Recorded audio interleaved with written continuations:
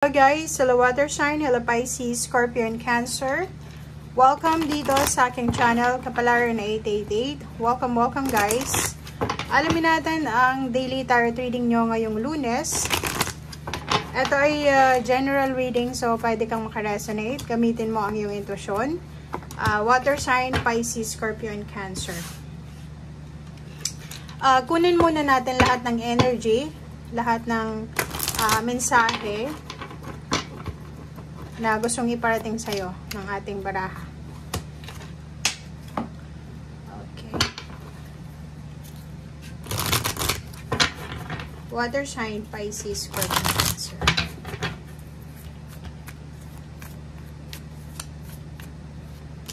Okay.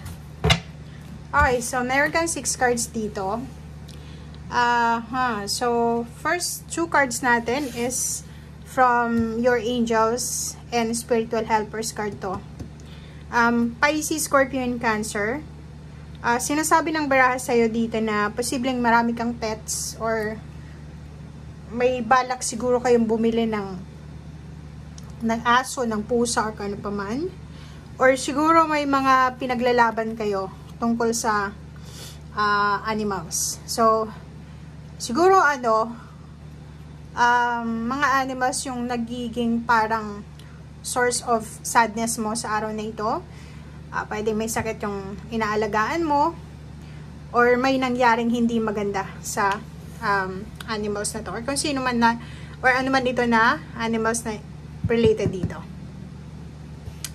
Next card is dreams. Sinasabi ng baraha sa'yo dito, lalo na yung mga water sign, Pisces, Scorpio, and Cancer na medyo confused kayo. Confused kayo sa mga nangyayari sa paligid nyo.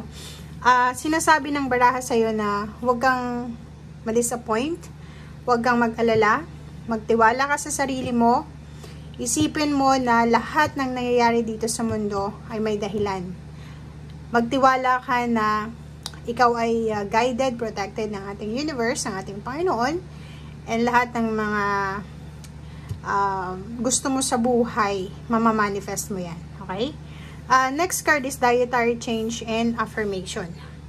May iba sa inyo dito na water sign, Pisces, Scorpio, and Cancer na siguro simula ngayong Lunes, magsisimula kayo ng mga dietary change plan or exercises or yung iba magda-diet talaga kasi gusto nyong ma-achieve yung magandang katawan, healthy body, healthy mind, body and spirit, parang ganon. So, nakikita natin dito na sobra-sobrang positivity to. Sobra-sobrang parang self-love, self-care na first step kasi to eh.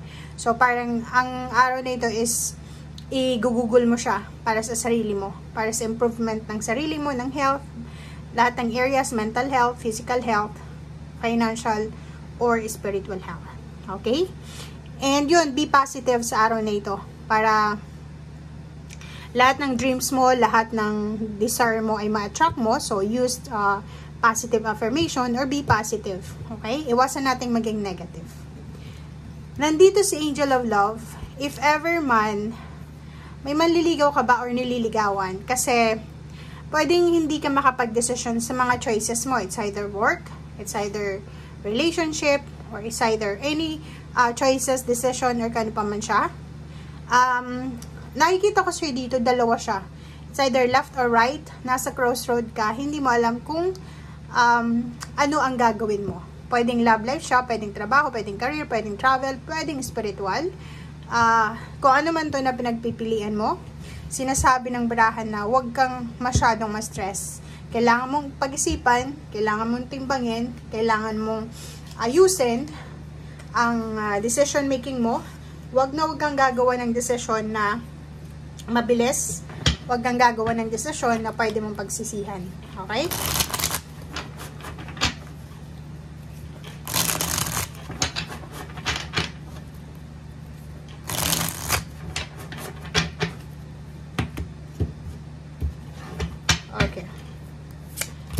First card sa fourth deck natin is Justice, Queen of Swords, and then 7 of Cups.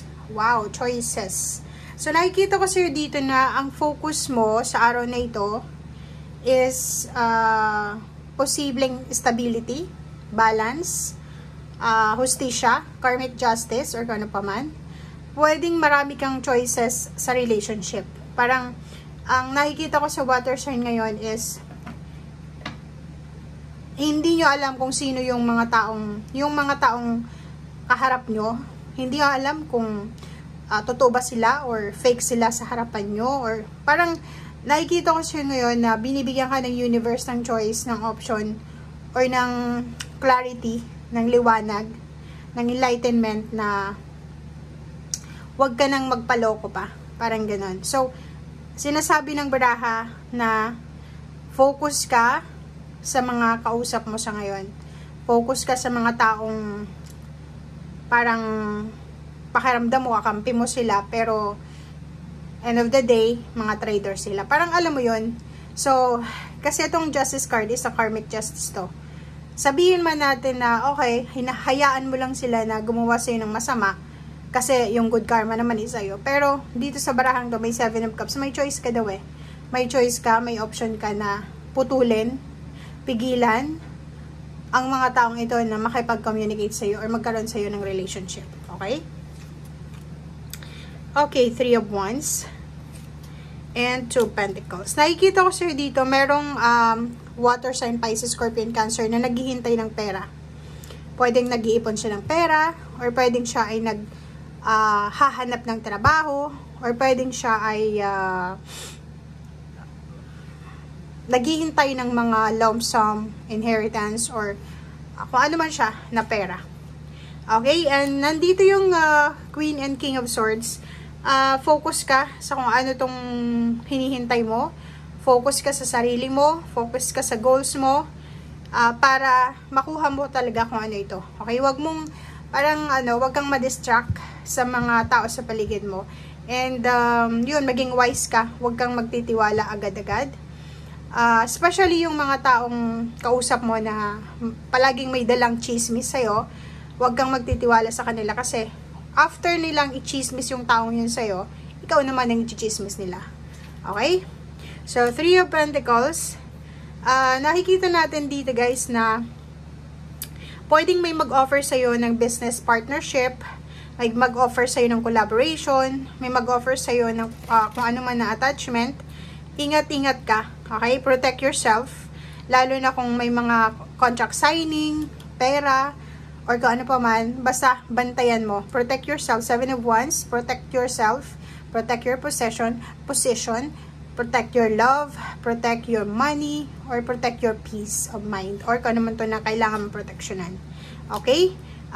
Maraming magandang balita ang pwedeng dumating sa'yo simula sa araw na ito, na pwedeng magdala sa'yo ng peace of mind, or pwedeng magdala sa'yo ng harmony and balance and pagmamahal. Okay?